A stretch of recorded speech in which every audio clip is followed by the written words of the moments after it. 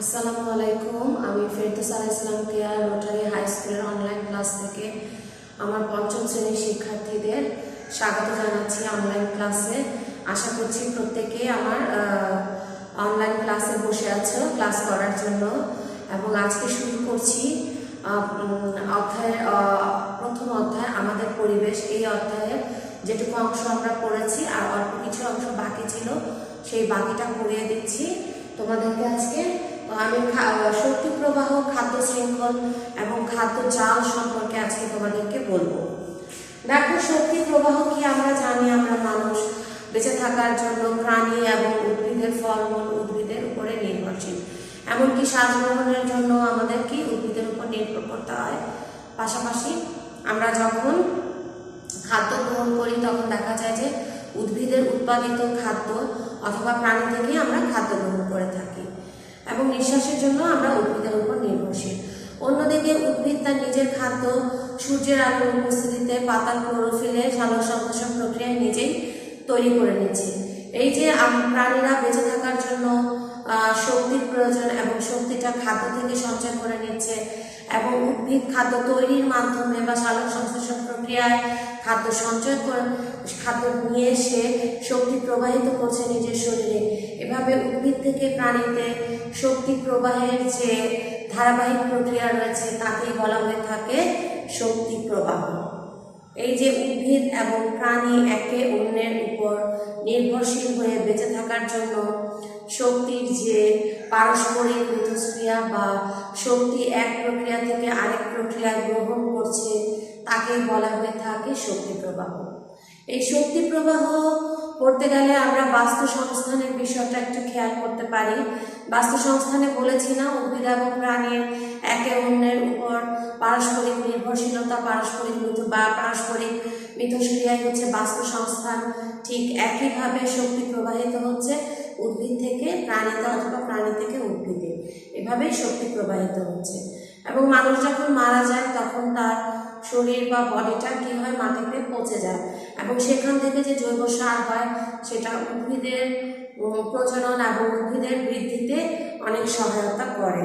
উদ্ভিদ এভাবেও প্রাণীর উপর অনেকটা নির্ভরশীল। এছাড়া আমরা এই চ্যাপ্টারে দেখেছি উদ্ভিদের পরাগায়ন এবং বীজের বিস্তরণের জন্য প্রাণীর কি বিরাট ভূমিকা রয়েছে, এবং নতুন উদ্ভিদ জন্মানোর ক্ষেত্রেও প্রাণীর ভূমিকাটা আমরা দেখেছি। তাহলে শক্তি প্রবাহ এইটুকু আমরা বুঝেছি, ধরে নিলাম। তারপরে চলে যায় খাদ্য শৃঙ্খলে। খাদ্য শৃঙ্খল এবং খাদ্য জালটা তোমাদের জন্য অনেক ইম্পর্টেন্ট, দুইটা বিষয়ই বোঝা। দেখো, সকল প্রাণী শক্তির জন্য প্রত্যক্ষ বা পরোক্ষভাবে উদ্ভিদের উপর নির্ভরশীল। উদ্ভিদ আবার সূর্যের আলো ব্যবহার করে নিজের খাদ্য নিজে তৈরি করে। পোকামাকড় উদ্ভিদ খেয়ে বেঁচে থাকে, আবার ব্যাঙ সেই পোকামাকড়কে খায়।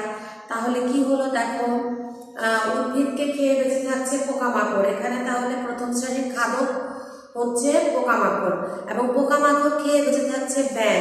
তাহলে ব্যাঙও এখানে খাদক, এবং ব্যাঙকে খেয়ে বেঁচে থাকছে সাপ, এবং সাপকে খেয়ে বেঁচে থাকছে ঈগল। তাহলে ঈগল হচ্ছে সর্বোচ্চ শ্রেণীর খাদক, কারণ সে একটা শৃঙ্খলের সর্বোচ্চ শ্রেণীতে অবস্থান করছে এবং একদম নিচু শ্রেণীর খাদক থেকে শুরু করে প্রতিটি খাদককে সে খাদ্য হিসেবে ভক্ষণ করছে, অর্থাৎ সে উচ্চ শ্রেণীর খাদক। আর খাদ্য শৃঙ্খল কাকে বলে, দেখো এখানে বলা আছে, আমি যে কথাটি বললাম, একইভাবে সাপ ব্যাঙ খায় এবং ঈগল সাপ খায়।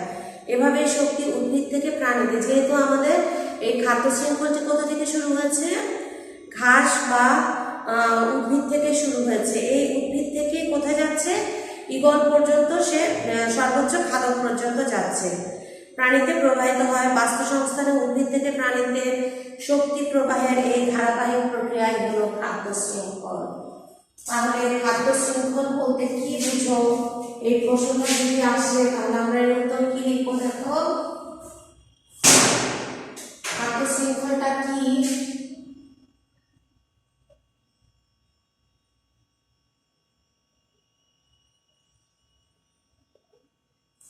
খাদ্য শৃঙ্খল বলতে কি বুঝো, দেখো, বাস্তু সংস্থানে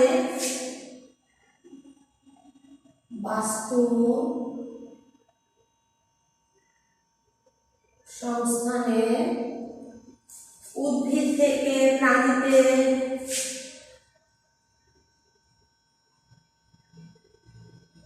উদ্ভিদ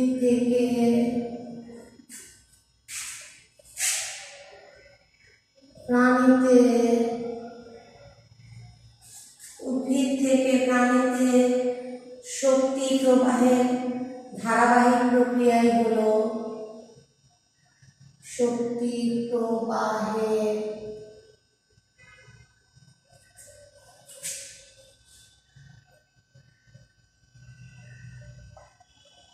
ধারাবাহিক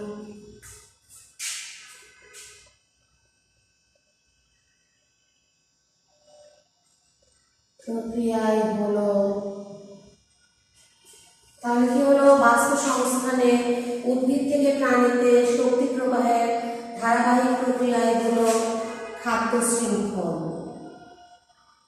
ধারাবাহিক প্রক্রিয়াটাই হচ্ছে খাদ্য শৃঙ্খল। উদ্ভিদ বাস্তু সংস্থানে উদ্ভিদ থেকে প্রাণীতে খাদ্য প্রবাহের ধারাবাহিক প্রক্রিয়ায় হলো খাদ্য শৃঙ্খল। দেখো ঘাস থেকে কোথায় যাচ্ছে, দেখো ঘাস খাচ্ছে ঘাস ফড়িং,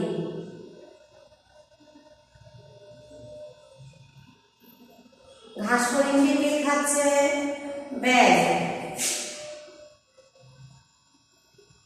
ব্যাঙকে খাচ্ছে সাপ, এবং সাপকে কে খাচ্ছে, ঈগল।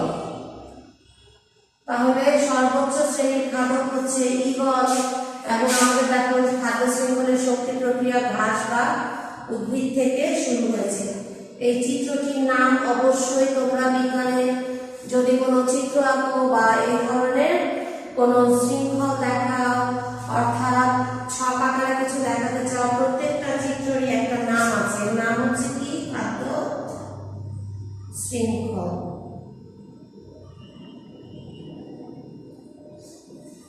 তাহলে খাদ্য শৃঙ্খল বলতে কি বুঝো, বাস্তু সংস্থানে উদ্ভিদ থেকে প্রাণীতে শক্তি প্রবাহের ধারাবাহিক প্রক্রিয়ায় হলো খাদ্য শৃঙ্খল।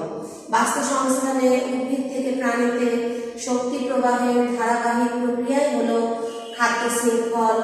ঘাস থেকে ঘাস ফড়িং, ব্যাঙ, সাপ, ঈগল, এটার চিত্র হচ্ছে, নাম কি আমার, খাদ্য শৃঙ্খল। শুরু হচ্ছে ঘাস থেকে, ঘাস খাচ্ছে ঘাস ফড়িং, এখন প্রাণীতে চলে যাচ্ছে শক্তি প্রবাহিত হয়ে, ঘাস ফড়িংকে খাচ্ছে ব্যাঙ, ব্যাঙকে খাচ্ছে সাপ, এবং সাপকে খাচ্ছে ঈগল। এভাবেই খাদ্য শৃঙ্খলটি কি হচ্ছে, প্রবাহিত হচ্ছে। তো ঠিক আছে, খাদ্য শৃঙ্খল আমরা বুঝেছি কি। এখন আমি খাদ্য জালে চলে যাবো, এটা বুঝে দিচ্ছি, আশা করছি প্রত্যেকেই তুলে নিয়েছো।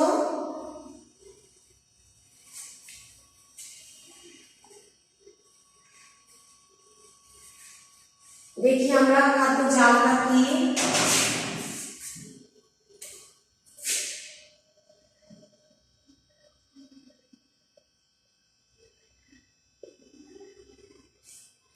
দেখো, যে কোনো বাস্তু সংস্থানে অনেকগুলো কি থাকে, খাদ্য শৃঙ্খল থাকে।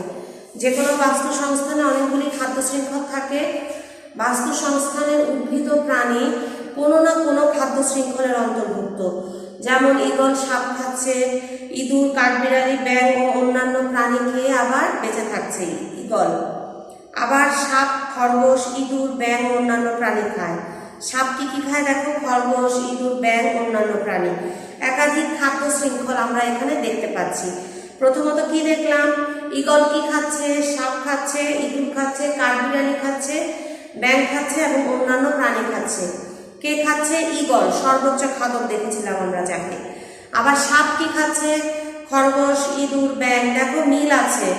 সাপ আবার ঈগল যেমন সাপ, ইঁদুর খাচ্ছে, সাপ আবার খরগোশ, ইঁদুর, ব্যাঙ। ঈগল কিন্তু আবার ইঁদুরও খেয়েছিল, ব্যাঙও খেয়েছিল, কাজে তাদের মধ্যে কি, তারা দুজনেই খাদক, এইটাই হচ্ছে তাদের মধ্যে মিল আছে। একাধিক খাদ্য শৃঙ্খল। তাহলে খাদ্য জালটা কি, আমরা জানি বাস্তু সংস্থানে একাধিক খাদ্য শৃঙ্খল রয়েছে। একাধিক খাদ্য শৃঙ্খল একত্রিত হয়েই খাদ্য জাল তৈরি করে। তাহলে বাস্তু সংস্থানে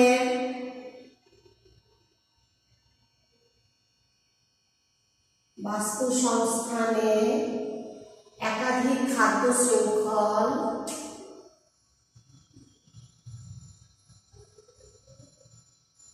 একাধিক খাদ্য শৃঙ্খল একত্রিত হয়ে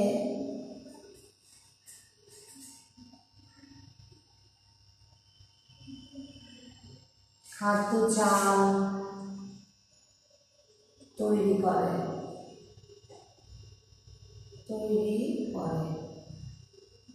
উদাহরণ হিসেবে আমরা কি দেখলাম, ঈগল সাপ খাচ্ছে, ব্যাঙ খাচ্ছে, তারপরে ইঁদুর খাচ্ছে, কাঠবিড়াল এবং অন্যান্য প্রাণী খাচ্ছে। ঠিক একইভাবে সাপ আবার কি করছে, খরগোশ খাচ্ছে, ইঁদুর খাচ্ছে, ব্যাঙ খাচ্ছে, অন্যান্য প্রাণী খাচ্ছে। কাজে কি তৈরি হলো দেখো, এখানে দুই ধরনের খাদ্য শৃঙ্খল রয়েছে এবং দুই জায়গায় কি সর্বোচ্চ খাদ্য রয়েছে সাপ এবং ঈগল, এবং এদের মধ্যে একটা মিল আছে কি এরা দুইজনই একই ধরনের প্রাণী বা একই জিনিস ভক্ষণ করছে এবং তারা সর্বোচ্চ শ্রেণীর খাদ্য। এভাবেই খাদ্য জাল তৈরি হচ্ছে কয়েকটি খাদ্য শৃঙ্খল একত্রিত হয়ে। তাহলে আমরা বলতে পারি যে বাস্তু সংস্থানে কি একটি খাদ্য শৃঙ্খল রয়েছে? না, বাস্তু সংস্থানে একাধিক খাদ্য শৃঙ্খল রয়েছে এবং এই একাধিক খাদ্য শৃঙ্খল একত্রিত হয়ে একটি খাদ্য জাল তৈরি করছে। তো ঠিক আছে, খাদ্য জালটা এইটুকুই থাকবে। আমি তোমাদেরকে দেখো এখানে একটা সুন্দর চিত্র আছে, ঈগল এবং সাপ কিভাবে একাধিক খাদ্য শৃঙ্খল একটি পরিবেশে রয়েছে এবং খাদ্য জাল তৈরি করেছে। এই চিত্রটা দেখলেই তোমরা বুঝতে পারবে। তাহলে এখন দেখো আমরা অনুশীলনী একটু দেখি, অনুশীলনীটা করার চেষ্টা করি। মুছে দিচ্ছি, অনুশীলনী একটু আলোচনা করি, আমার ধারণা তোমরা আলোচনা করলে বুঝতে পারবে। প্রথম প্রশ্নটা, খাদ্য জাল ও খাদ্য শৃঙ্খলের মধ্যে পার্থক্য কি বলা আছে। তাহলে আমরা প্রথমেই বুঝতে পারছি, লিখবো দুইটা পার্থক্য লিখি। দেখো, খাদ্য জাল কি, খাদ্য জাল এবং খাদ্য শৃঙ্খল। বাস্তু সংস্থানে একাধিক খাদ্য শৃঙ্খল মিলে গঠিত হয় খাদ্য জাল। এবং খাদ্য শৃঙ্খল কি, বাস্তু সংস্থানের উদ্ভিদ থেকে প্রাণীতে শক্তি প্রবাহের যে প্রক্রিয়া তাকে বলা হয়ে থাকে খাদ্য শৃঙ্খল। তাহলে খাদ্য শৃঙ্খল একটি ছোট অঞ্চলে সংঘটিত হয় এবং বাস্তু সংস্থান খাদ্য জাল একটি বিরাট অঞ্চলে দেখা যায়। এবং খাদ্য জালের উদাহরণ হিসেবে আমরা কি দিতে পারি, দুই তিনটা উদাহরণ একসাথে দিতে পারি, কারণ খাদ্য জালের একসাথে অনেকগুলো খাদ্য শৃঙ্খল চলতে থাকে। আর খাদ্য শৃঙ্খলের ক্ষেত্রে আমরা একটা উদাহরণ ঘাস থেকে শুরু করে যে উদাহরণটা আমি দিয়েছিলাম একটু আগে, সেই উদাহরণটা আমরা ব্যবহার করতে পারি।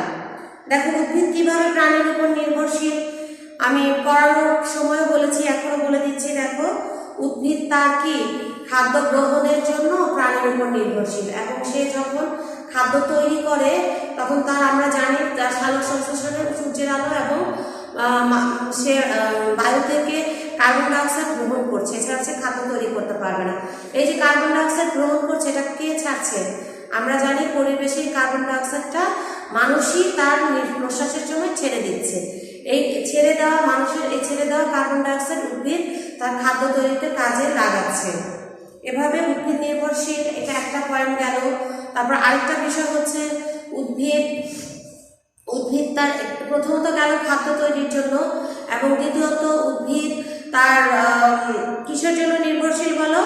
উদ্ভিদ প্রাণীর উপর নির্ভরশীল, বীজের বিস্তরণের জন্য প্রাণীর উপর নির্ভরশীল, নতুন উদ্ভিদের বংশ বৃদ্ধির জন্য প্রাণীর উপর নির্ভরশীল। এবং আমরা দেখেছি কি বংশ বৃদ্ধির জন্য, বিশেষ করে পরাগায়নের জন্য আমরা কি দেখেছি, প্রাণী একটি মুখ্য ভূমিকা পালন করে। এভাবেই উদ্ভিদ এই তিনভাবে প্রাণীর উপর নির্ভরশীল।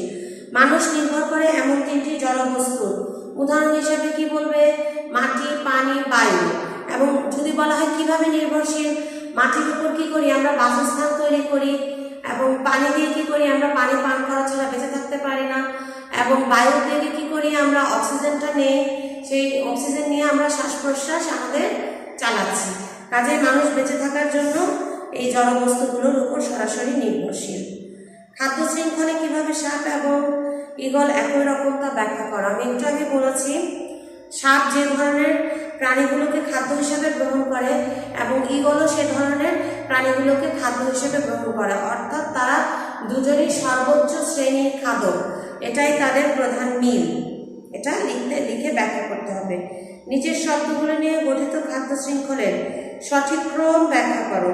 তাহলে কি করতে হবে? প্রথমে সূর্য দিতে হবে।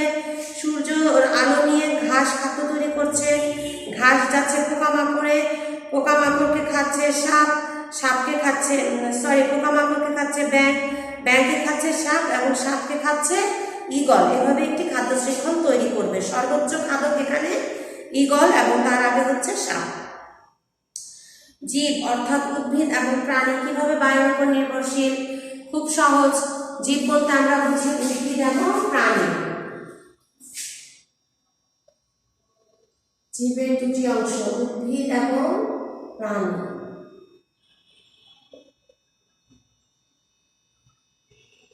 ঠিক আছে, উদ্ভিদ কিভাবে নির্ভরশীল, প্রাণী কিভাবে নির্ভরশীল খেয়াল করো। উদ্ভিদ কি করে? উদ্ভিদ তার একটু আগে বলেছি, উদ্ভিদ তার খাদ্য তৈরির জন্য প্রাণীর উপর নির্ভরশীল, বীজের বিস্তরণের উদ্ভিদ এবং প্রাণী অর্থাৎ জীব কিভাবে বায়ুর উপর নির্ভরশীল। উদ্ভিদ যখন বায়ুর উপর নির্ভরশীল বলছে তখন একটু আগে বলেছি যে সূর্যের আলো এবং কার্বন ডাইঅক্সাইড নেয় বায়ু থেকে, তারপর সে খাদ্য তৈরি করে। ঠিক একইভাবে প্রাণী বা মানুষ বা অন্যান্য প্রাণী কি করে? বায়ু থেকে অক্সিজেন গ্রহণ করে তার শ্বাস প্রশ্বাস নিয়ন্ত্রণ করে। তাহলে বোঝা গেল বায়ুর উপর কিভাবে নির্ভরশীল। 4 নম্বর, উদ্ভিদের জন্য বীজের বিস্তরণ কেন গুরুত্বপূর্ণ? যদি বীজের বিস্তরণ না হয় তাহলে কি নতুন নতুন উদ্ভিদ জন্মাবে না। এক জায়গা থেকে অন্য জায়গায় বীজের বিস্তরণের মাধ্যমে নতুন উদ্ভিদ এবং ওই গাছটির বা উদ্ভিদের প্রসারণ হয়ে থাকে। আচ্ছা, ঠিক আছে। এখানে একটা 5 নম্বর লাস্ট কোয়েশ্চেন দেখো। তোমার ঘরের ভিতরে রাখা গাছটি মারা যাচ্ছে, তোমার বন্ধুরা গাছটিকে জানালার পাশে নিয়ে রাখার পরামর্শ দিল, কিন্তু কেন বলো তো? খুব ইজি একটা কোয়েশ্চেন। আমরা যদি ঘরের ভিতরে অন্ধকারে গাছটিকে রেখে দেই তাহলে তো গাছটি বাঁচবে না। কারণ এখানে কিসের অভাব বলো? গাছ খাদ্য তৈরির জন্য যে কার্বন ডাইঅক্সাইড নিবে এবং সূর্যের আলোতে কার্বন ডাইঅক্সাইড হয়তো নিতে পারছে, কিন্তু সূর্যের আলো থেকে যে কার্বন ডাইঅক্সাইড গ্রহণ করছে, সূর্যের আলোটার উপস্থিতি যে খাদ্য তৈরি করছে, গাছ ঘরের ভিতরে থাকলে কি হচ্ছে? সেই সূর্যের আলোটা পাচ্ছে না, তার পাতায় ক্লোরোফিলের মাধ্যমে সে খাদ্য তৈরি করবে। যদি সূর্যের আলোটা মেইন যে তার বা প্রধান যে তার জিনিসটা সূর্যের আলো, সেটার যদি অনুপস্থিতি থাকে তাহলে গাছের পাতাগুলি আস্তে আস্তে কি হবে? নির্জীব হয়ে যাবে এবং গাছটি মারা যাবে। এই জন্য তার বন্ধুরা তাকে পরামর্শ দিল সূর্যের বা জানালার কাছে, অর্থাৎ যেখানে সূর্যের আলো আসে বা এসে পৌঁছায়, গাছের পাতাতে পৌঁছাতে পারে, সেই জায়গায় গাছটিকে রাখার জন্য। সূর্যের আলোতে রাখলে ক্লোরোফিলের মাধ্যমে গাছটি কি সহজেই বাতাসের কার্বন ডাইঅক্সাইড নিয়ে এবং যেহেতু টবের মাটিতে পানি দেওয়া হয়, পানি নিয়ে সে খাদ্য তৈরি করবে। সালোক সংশ্লেষণের মাধ্যমে সে খাদ্য তৈরি করতে পারবে এবং গাছটি বেঁচে যাবে। এভাবেই দেখো গাছটিকে বন্ধুরা এজন্যই কি করলো? গাছটিকে জানালার পাশে নিয়ে রাখার জন্য পরামর্শ দিল। দেখো এখানে অনুশীলনীতে কিছু সঠিক উত্তর রয়েছে। 1 নম্বর, সঠিক উত্তরে টিক চিহ্ন দাও। শক্তির মূল উৎস কোনটি? দেখো এখানে 4টি আছে, উদ্ভিদ, চাঁদ, সূর্য, প্রাণী। তাহলে আমরা জানি শক্তির মূল উৎস হচ্ছে আমাদের সূর্য। সূর্য ছাড়া দেখো উদ্ভিদ, প্রাণী কোনো কিছুই বাঁচতে পারে না, এমনকি চাঁদও সূর্যের আলোতে আলোকিত হয়। কোনটির জন্য প্রাণী উদ্ভিদের উপর নির্ভরশীল? প্রাণী উদ্ভিদের উপর নির্ভরশীল। কিসের জন্য প্রাণী উদ্ভিদের উপর নির্ভরশীল? দেখো তো খাদ্যের জন্য, তাই না? পানি বাতাসের আলোর জন্য না, প্রাণী নির্ভরশীল খাদ্যের জন্য। কারণ আমরা কি গাছের মতো সব বুঝি না, অর্থাৎ নিজের খাদ্য তৈরি করতে পারি না। আমাদেরকে অবশ্যই অর্থাৎ প্রাণীদেরকে অবশ্যই তার খাদ্যের জন্য উদ্ভিদের উপর নির্ভরশীল হতে হয়। এজন্য খাদ্যের জন্য নির্ভরশীল। নিচের কোনটি খাদ্য শৃঙ্খল সঠিক? অবশ্যই যেটা ঘাস দিয়ে শুরু হবে। দেখা যাচ্ছে ঘ নাম্বার, ঘাস দিয়ে শুরু হচ্ছে, ঘাসকে খাচ্ছে ঘাসফড়িং, ঘাসফড়িংকে খাচ্ছে ব্যাঙ, ব্যাঙকে খাচ্ছে সাপ। তাহলে ঘ নাম্বার যেটি আছে সবুজ উদ্ভিদ দিয়ে শুরু হয়েছে এবং এখানে সর্বোচ্চ খাদক দেখানো হয়েছে সাপ। অর্থাৎ ঘ নম্বরটি সঠিক। প্রিয় শিক্ষার্থীরা, আমাদের এই প্রথম অধ্যায়টি শেষ। আমার মনে হয় তোমরা খুব সুন্দরভাবে প্রথম অধ্যায়টি বুঝেছ এবং এতক্ষণ অনুশীলনী তোমাদেরকে আমি একটু আলোচনা করে দেওয়ার চেষ্টা করেছি তোমাদের বোঝার সুবিধার্থে। তোমরা পড়ে নিবে এবং আশা করছি অবশ্যই তোমরা বুঝেছ। এবং এর পরের ক্লাসে ইনশাআল্লাহ পরিবেশ দূষণ অধ্যায় 2 শুরু করব। আজ এ পর্যন্তই। ধন্যবাদ সকলকে। খোদা হাফেজ।